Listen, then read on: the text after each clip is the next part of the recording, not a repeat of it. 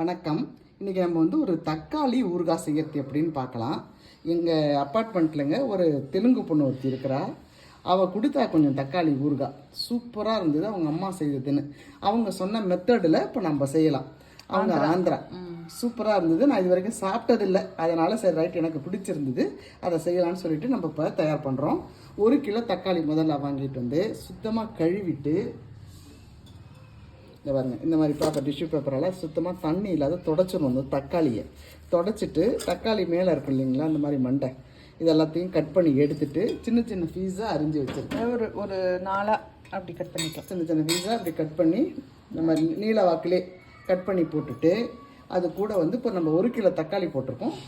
ஒரு 100 கிராம் உப்பு, அதாவது ஒரு டம்ளர், ஒரு சின்ன டம்ளர் உப்புன்னு வச்சுக்கோங்களேன். இது 100 கிராம் இருக்கும். 100 கிராம் உப்பு ப்ளஸ் மஞ்சள் பொடி, ஒரு 3 ஸ்பூன் மஞ்சள் பொடி போட்டுக்கலாம்.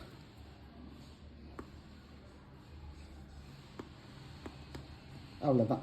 போட்டு இதை குலுக்கி வச்சுட்டு மூடி வச்சிடணும். எத்தனை நாள்மா ஊறணும்? 3 நாள். இது 3 நாள் ஊறணும். இது அப்படியே கையையே வைக்கக்கூடாது. இது அப்படியே ஒரு துணி போட்டு கட்டியோ இல்லை ஒரு தட்டு போட்டோ இதை மூடி வச்சிடணும். 3 நாள் கழித்து அடுத்து என்ன பண்ணணுன்றதை நான் காமிக்கிறேன். வச்சோம் இல்லைங்களா, அது வந்து ஃபஸ்ட் டே, செகண்ட் டே, இன்றைக்கி 3rd டே. இன்றைக்கி திறந்து பார்க்கலாம். இப்படி தான் வைக்கணும், இப்படி தான் மூடி வைக்கணும்.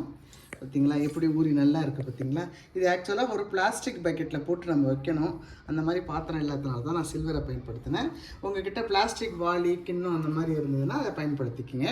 இப்போ என்ன பண்ணணும், நம்ம இதை தண்ணியை வடி விட்டு எடுத்துடணும். நல்லா எடுத்து இப்போ நம்ம இது கூட என்ன போட்டோம், தக்காளியும் உப்பு மஞ்சப்பொடி மட்டும் போட்டு இப்போ நல்லா தண்ணியை வடிய விட்டு இந்த ட்ரேல எடுத்து வச்சு வெயிலில் காய வைக்கணும்.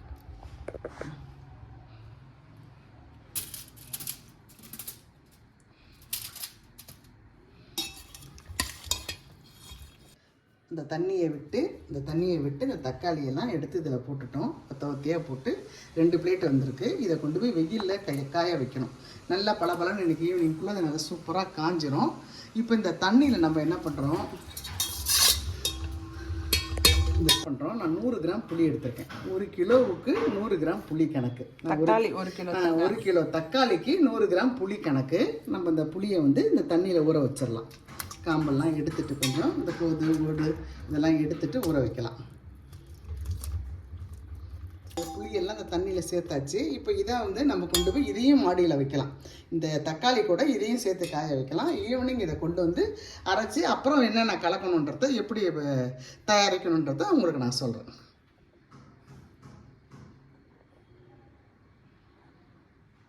காய வச்சுருந்தோம் இல்லைங்களா தக்காளி, அது வந்து இந்த ஊர் வெயிலுக்கு அன்றைக்கே காயலை. 2 நாள் அதை காய வைக்க வேண்டியதாகிடுச்சு.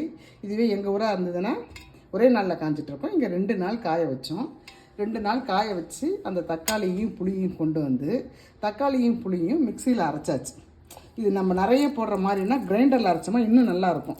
தக்காளியும் புளியும் மிக்சியில் அரைச்சிட்டு இது கூட நம்ம இந்த டம்ளரில், அதாவது இந்த டம்ளரில் தான் உப்பு போட்டோம், இந்த டம்ளரில் 3/4 அளவுக்கு மிளகாத்தூள், தனி மிளகாத்தூள் 3/4 அளவுக்கு இந்த கலவையில் போட்டுட்டு 20 கிராம் கடுகு, 10 கிராம் வெந்தயம் வறுத்து அதையும் பொடி பண்ணி இது கூட போட்டுடணும். போட்டுட்டு நல்லா கலக்கிக்கணும். நல்லா சூப்பராக கலக்கிட்டு நாங்கள் வந்து இதுக்கு தேவையாக 200 கிராம் இதயம் நல்லெண்ணெய் வாங்கிட்டு வந்தோம். இதில் 3/4 நல்லெண்ணெயை போட்டு நல்லா காஞ்சதுக்கப்புறம் கடுகும் பெருங்காயமும் போட்டு தாளித்து அது ஆறுனதுக்கப்புறம் அது கூட இது கூட கலந்துட்டோம். நல்லா ஆறணும், சூடாக ஊற்றக்கூடாது. நல்லா ஆறுனதுக்கப்புறம் இது கூட கலந்ததுக்கப்புறம் இந்த பாருங்கள் அல்வா மாதிரி வந்துடுச்சு. சூப்பராக இருக்குது, டேஸ்ட்டும் ஜம்முன்னு இருக்குது. அந்த பொண்ணு கொடுத்த மாதிரியே இருக்குது. மீதி இருக்கிற எண்ணெயை இந்த காய்ச்சி ஆற வச்சுருக்கேன். அதை இது மேலே ஊற்றணும். இப்போ நம்ம வந்து ட்ரான்ஸ்ஃபர் பண்ணிவிட்டு இப்போ நம்ம ஒரு பாட்டிலில் அதை எடுத்து வச்சிடலாம். குடும்பம் வரைக்கும் பாட்டிலில் வச்சா தான் இது நல்லாயிருக்கும். அதனால் பாட்டிலில் வச்சிடலாம்.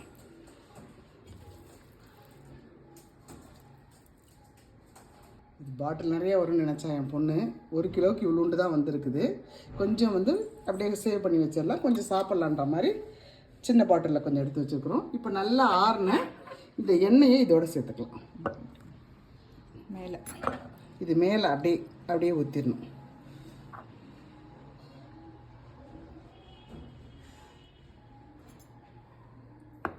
அவ்வளோதாங்க.